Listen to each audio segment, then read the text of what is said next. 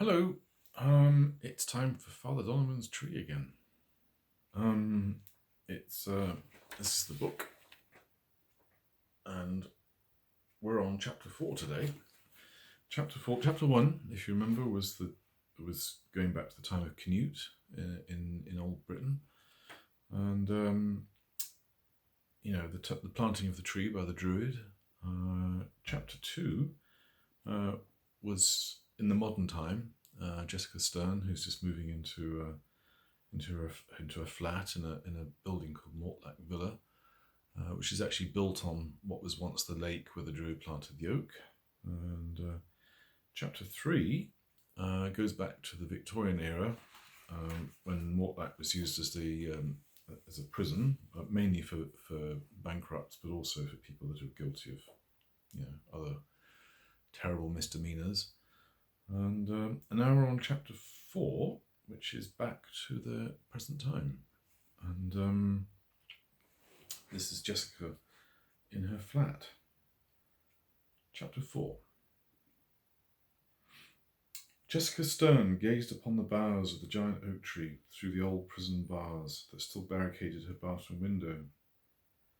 They were delightful in their original state of rough-hewn antiquity, even if trends of the 60s and 70s had left them with a thick patina of creamy white gloss paint.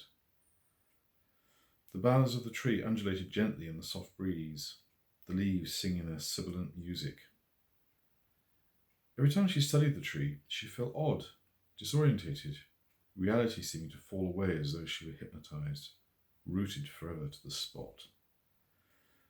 Waves of empathy flowed through her, something to which she was not remotely accustomed, in fact something to which she strenuously rebelled. Yet as each day passed, she felt more and more drawn to the tree, and whenever she looked upon it, everything else seemed to lose tangibility. It was almost as if the only thing present and wholly permanent in her field of vision was the towering oak. Her senses, normally so ordered and under control, a result of her pragmatism, became strangely alive. There was in her an increasing sense of abject misery, of hopelessness, with each intimately empathic wave of thought. These feelings were alien to her. She had sensations that she had never experienced before, and they were both alarming and enjoyable, singularly existential episodes. She enjoyed the moments of connection, wanted to nurture them, cherish them, but was also threatened by them. Jessica's thoughts turned to her life. Maybe Julia is right. I am shut down in some way. I think I am happy and content, but am I really? Sometimes I just feel so numb. I like my work, I like my life. I could possibly do with a decent man in it, but then again, maybe not. More money would be nice, but I don't really need it. I think I have my world under control. I'm okay. Am I though, really? I feel like an alien in this world of too much waste and so much stupidity. These thoughts, these feelings that I have now, where do they come from? They don't seem to belong to me. It's almost as if they are not mine. Yet in the oddest way, they're like a beacon, like thought forms that are calling me to wake up. Once again, William jolted Jessica out of her reverie by jumping up onto the kitchen countertop and brushing past her in a series of passes, his tail curling sideways and caressing her as he walked to and fro. Oh, you monkey. You never want attention when you want food, you shameless flea bag. When Jessica offered him his afternoon treat, he declined. Not such a strange event, really, but Jessica had rarely known him to turn down food when he was making a fuss of her. It was simple. It was simply his way, the habitual exchange between human and feline. She grabbed him around his middle, picked him up and cradled him like a baby, stroking the sides of his face with the backs of her fingers. William purred, partially closing his eyes in a show of feline happiness, kneading thin air with large velvet paws. She loved William more than anything or anyone, but there was an inconsistency in his behaviour that, for some reason, rang alarm bells deep in her subconscious. Knowing that she had to go to the shop, Jessica deposited him on the floor. He stalked off, rejected, clumps of hair raised with static, tail twitching with indignation. Jessica grabbed her jacket and car keys and headed out to the garage, which was a tasteless but tolerably useful addition constructed of cinder block. It was a typically thoughtless carbuncle of 60s vintage that was erected on the northern edge of the property, without the slightest consideration for the architectural virtues of the house, and was in full view from the approaching drive. The garage had replaced what was left of a small 12th century chapel that had been further damaged by a bomb in the war. The ivy-festooned chapel had stood, so Jessica was told, in an oasis of lilac, apple and cherry trees that attracted countless bees and butterflies. Jessica could not even begin to imagine the twisted state of the individual who decided that the charmingly evocative and enticing chapel remains should be removed to make way for a garage block. Then again, developers rarely showed insight or architectural appreciation, seeking only to achieve remunerative goals. Gritting her teeth against the expected onslaught, Jessica wrestled the overhead door open, which produced a nerve-lancing screech of unlubricated sheet metal. Once open, the air was rich, for a moment, with the aroma of a vintage car and slightly stale petrol. Her pride and joy glittered, jewel-like, from within like a large black insect. Certainly it was the most impractical of vehicles, but Jessica loved her car, a 1956 Bentley S1 painted in black and silver, long and low with its distinctive flowing coachline. She had been given the car by her Uncle Alistair when his wife and Jessica's Aunt Maria had died. Maria Gray was given the car as a bridal gift, and Jessica had always associated the vehicle with her late aunt. One of her greatest treats as a child was to ride in the car and to have her senses deliciously assailed by the seductive scent of old car leather and wood.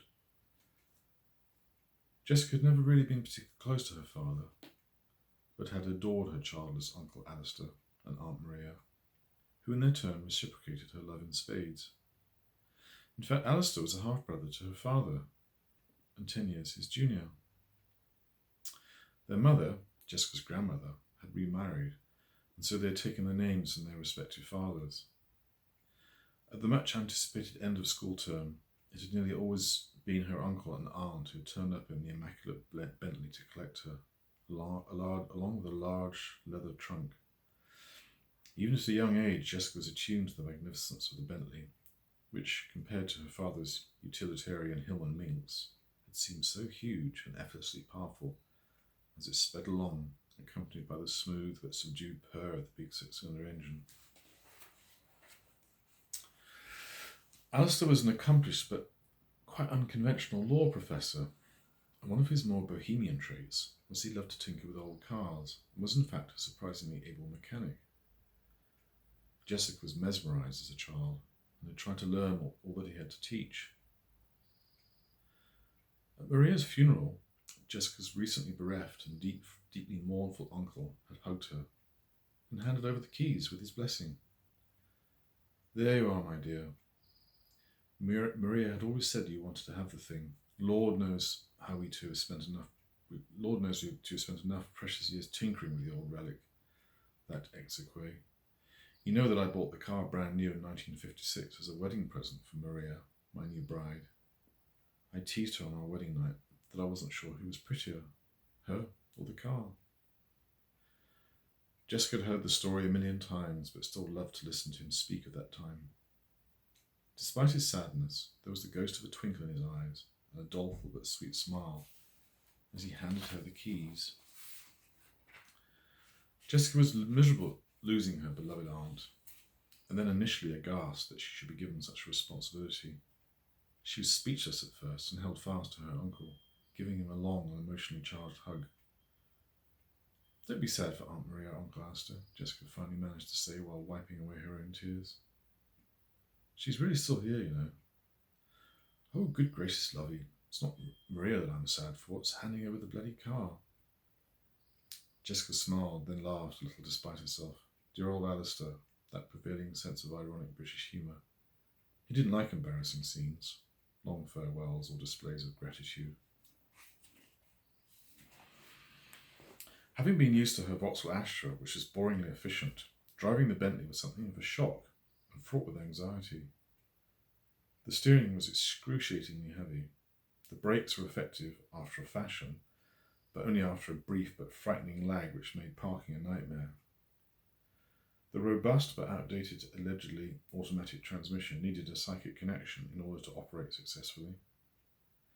The car was profligate in the extreme and was also a constant target of vandalism in the city. Jessica refused to give up on it, though, and was always enchanted anew as she sat across the soft red leather, placing her hands on the large steering wheel and gazing at the wonderful old Smith speedometer with its curiously distinctive dial and needle that pointed at 2 o'clock at rest.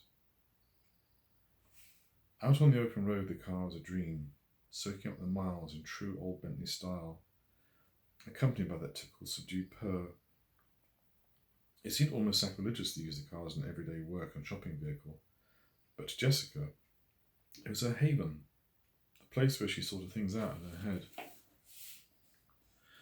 She had been inconsolable when her aunt had died, but the only slight compensation for Maria's death was to have been given the car. The Bentley immortalised her aunt, preserved her animus, kept her alive. In this way the car was haunted, a manifestation that added to the other influences that the car had collected in its curiously rich 50-year history. This anchored Jessica to the distant past with which she resonated and so adored. She always felt at her safest when in the Bentley, almost as if her beloved Aunt Maria were there, beside her, talking to her, gently criticising or praising, making her feel safe and secure. Alistair was an exceptionally robust man with an iron constitution. Maria, on the other hand, had always been fragile, a victim her whole life of anemia and recurrent and spiteful migraines that often left her in a stupor for days. She died of complications following a serious stroke that would start off as a migraine. Among the Greys' lovably eccentric traits was that as they had failed to have children of their own, they had taken a deep proprietorial interest in Jessica. As a matter of course, she had stayed on with them during the school holidays, was taken on outings, picnics at a beautiful and much favoured spot at a nearby river, to the cinema, and also the theatre. They taught her to ride a horse, and while Jessica never really warmed to the saddle, she did have very happy memories of riding high and looking out over the world and down upon the crowds of people walking nearby. She had long suspected that Alistair and Maria had approached her father with a view to having an even more active role in her upbringing. The subject was so tangible on one occasion that despite her father's worse than usual state of abstraction, Jessica was convinced that her father had just turned down an offer from the Greys to foster her. But it didn't matter at that time, not really. Jessica was so much a frequent visitor and resident at their beautiful rambling house, so much their child in any case. Some of her happiest memories were when she had played for hours on her own in and around the house and grounds, a skinny, tragic and solitary little figure that always seemed so content with her own company. The doting pair were enchanted by Jessica when, as a little girl, she had asked precocious questions and spent hours playing out on the lawn at the edge of the woods, often swinging to and fro on an old rope swing hanging from a mighty chestnut, while reading countless classical novels. On those wet days which nostalgia had rendered mercifully few, she instead went into the attic and explored the universe and boundaries of time itself in a spaceship, which she constructed, and when tired of that, read more Austen, Forster, Bronte, Eliot, Walter Scott, and so on. In fact, the spacecraft was a very large and comfortable wooden trunk, into which Jessica had installed an inoperative and dusty wireless that had lost its bakelite cover. In later life, she could still recall the smell, that evocative, musty, aged electrical apparatus odour. The wireless, of course, with its innards mysteriously full of intriguing silver filigree glass-encased thermionic valves, was the guts of the machine and the engine of time travel. Jessica was not pretty at that age, not remotely doll-like, with her long, skinny legs and scabby knees, her black, unruly hair, dark skin, angular features, and bespectacled eyes. Nevertheless, Alistair had always maintained that one day she would grow into her looks. "She'll be an absolute stunner, my dear, you mark my words." Ironically, Jessica never appreciated her own beauty, was never really in the least bit aware of it as she wriggled out of the awkward caterpillar cocoon of childhood to become a promisingly beautiful young independent woman who started to widen her horizons. She went for long late-night walks across the fields and by the river, hoping to meet a kindred spirit, a kindly and handsome knight who would lift her gently up onto his mighty destrier and take her away forever to his castle sitting atop the clouds. On occasion she went on pilgrimages to Avebury or to Silbury Hill or some of the Neolithic burial chambers, the long barrows, that exerted a fascination upon her. Whenever Jessica thought about it, all of her happiest childhood memories were undoubtedly of her time with the quaint, childless couple in their impractical, large and outrageously beautiful home. Alistair had inherited the house, which really was beyond his means to run, and in which they lived, rattling around like dried peas in a big tin. The Bentley, which had not been used for 2 weeks or more, and so Jessica was compelled to adopt a ritual, the priming of the carburetors. This was achieved by opening the carburetor side of the longitudinally split bonnet and depressing the float buttons with the ignition on and the fuel pumps ticking away encouragingly. A brisk opening of the throttle to activate the choke, and then the Bentley started with no fuss at all and settled to a steady idle with the oily rustle of the valve gear amplified by the garage enclosure. Jessica manoeuvred the Bentley through the snug aperture of the garage door. She popped a compact disc into the player that was sympathetically situated behind the facade of the original but long-defunct Val radio, in deference to the car's vintage. The music was played through 4 weighty speakers, hidden beneath the rear parcel shelf, and also inhabiting what was previously the storage openings low down on the inside of the front doors. Jessica navigated the heavy traffic while basking in the stirring and massive dynamism of a German Requiem by Brahms. After locating a parking spot and achieving a surprisingly well-executed and successful berthing in limited space, she listened for a while to the music, while gradually turning the volume down. Maria had always maintained that it was so irreverent to simply shut the power off. To have turned the music off suddenly would have been like being harshly awoken from the deepest refuge of a dream-woven sleep.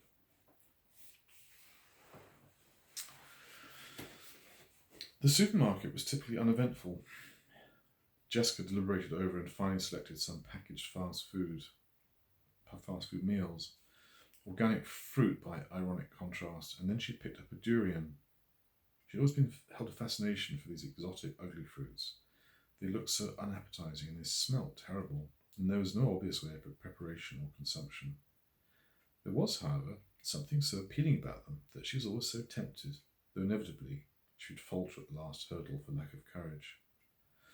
So far she had not tasted the fruit and simply lacked the spirit to ask how it was prepared. As an alternative, she took a Spanish seedless watermelon, as she loved watermelons, but suspected, as she hefted the specimen into the shopping cart, that this factory-farmed eunuch would not live up to expectations. She added potatoes, carrots, and of course cat food, otherwise she would have William to answer to. Finally, there were the essentials of her toilette. While deliberating over the wine, seasoning the appropriate refreshing whites and full-bodied reds, she spied and impulsively bought a swinging garden chair, a big sign indicating it was on special offer.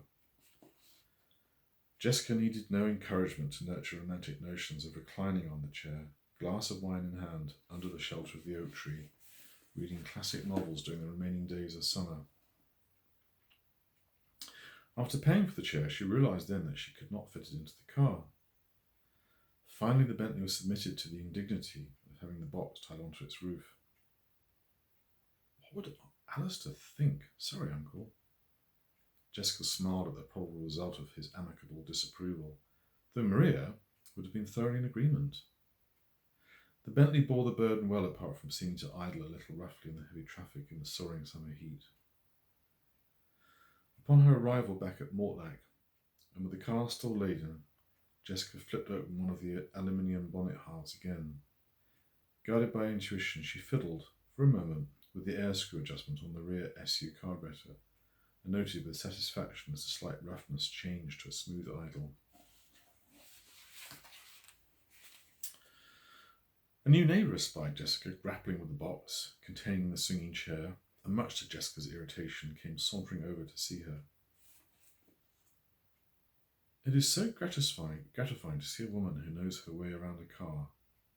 And what a beautiful back end. I often admire it. Realising immediately that she was the focus of this deliberate double entendre, Jessica became flustered, her hackles raised with annoyance. The man's name was Rob Dryden, a good-looking young fellow with a full head of blonde hair, pale blue eyes, and a look of self-assurance bordering on conceit. He had approached Jessica with offers of help when she moved in. On the face of it, this was a good, kind-hearted offer, but Jessica quickly divined that he had evidently added her to his list of potential conquests. It was apparent that she was seen as another candidate from whom he might add a further knot to his bedpost. He had become very persistent of late, and had repeatedly attempted to intercept her whenever she ventured outside almost since the day she moved in. She really started to feel quite hunted, and was becoming extremely resentful. He carried out a frankly nauseating but practiced and appreciative study of Jessica's form as he spoke to her. He surveyed the long, slim legs, the beautifully modelled hips, narrow waist, and the abundant bosom, but also carelessly hidden under the rather functional and shapeless clothing. Her hair was tied back severely as an aid to function, and she was wearing her most practical and least attractive work spectacles. Jessica had sought a mate for many years, a partner with whom to converse, to share her joys and her sorrows, her views, opinions, and life's experiences. The last thing she needed was just another fickle man looking for an uncomplicated sexual escapade. She had been very unlucky in love, and did not know why. Maybe all men are just fuckwits by nature. No, surely not. There must be some good ones out there. Jessica's natural naivety was in fact her biggest problem, and she was shy and awkward around people, and most particularly her admirers. She could be very gauche, saying stupid things and laughing inappropriately. None of this was helped by her dubious choice of wardrobe. Her astonishing natural beauty was shrouded and further attenuated by a total lack of self-esteem. On the other hand, she wasn't stupid, nor was she blind, and recognised a predator when she saw one. Rob helped her to unload the box from the roof of the car, attempting to ingratiate himself, but once the task was achieved, Jessica wanted to be rid of him as quickly as possible. I can handle this on my own from now on, but thank you very much. Rob, isn't it? He smiled beguilingly, a little boy's expression of charming contrition. Oh, but I'd like to help. I can never resist a damsel in distress. I could even help you assemble it, run my hands over the intricacies, so to speak. Jessica was becoming increasingly annoyed, and despite his charm and good looks, she felt the mild stirrings of revulsion. There was something surprisingly deep in her dislike of Rob, which surprised her. Also, her brittle ego bristled indignantly at the inference that as a mere woman, she would not be able to assemble the chair. It never would have occurred to Jessica, in her myopic and defensive way, that to have casually battered her eyes at him would have had him eating out of her hand. She would have found herself a willing and helpful slave, and all in trade for the mere possibility of uncomplicated sex. Having solicited his help, she could then have charmingly sent him on his way. Jessica did not have these skills, and was just not equipped in the subtleties of dealing with predatory men. Instead, she became resentful and distrustful. Rob, however, was immune to rejection, thinking that some women put up token resistance as part of the interplay. How could they resist him? Normally they didn't, but Jessica really wasn't interested. Extraordinarily, and quite out of character, she embarked upon a tactic once used by an attractive friend, admittedly with great success. Well, okay then. Thanks for the offer. If we could just pop it on the ground for now. My girlfriend has promised to come over and help me assemble it. She emphasised the word girlfriend, as in partner, and was gratified to see that this had the desired effect. Rob cooled off noticeably. Finished helping Jessica drag the box over to the tree, and then beat a tactical retreat. Thank God for that. I suppose he'll be quite so persistent now. Then an uncomfortable thought occurred to her. Within hours, the news would be all around the block that she was one of those. A dyke, as Rob would no doubt refer to her. Then Jessica laughed despite herself and picked up William as he passed by.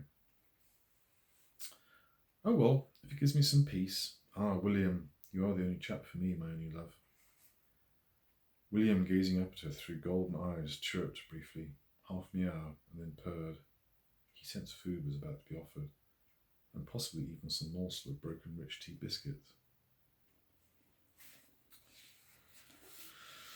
That evening, Jessica assembled the chair by the bluebells under a great mossy bough, and then, satisfied with her work, lay on it with a glass of wine in one hand and a book in the other. After a while she stopped reading in order that she might absorb more of the soporific calm of a magical summer evening. The only sounds were that of distant traffic, the buzz of insects, and an occasional creak from her new acquisition. Jessica, while relishing the moment, the delicious tranquillity, was also hoping that Owen would come to her with the intention of starting up a conversation. She put up a kind of psychic force field around herself, and then, satisfied that no one would dare encroach upon her, snatched these precious moments of serenity. She took another long sip from the wine-glass, and then, with a sigh, returned to the book, immeasurably satisfied that all was well in her world. As the sun went down, a capricious chill stole into the air, and Jessica was finally compelled to stir. She was sleepy, just a little tipsy, and wanted to go to bed. Once there, feeling happy and at peace with the world, she fell almost immediately into a deep sleep. That night, Jessica dreamed an odd, meandering dream, atmospheric, powerful, and quite uncannily real.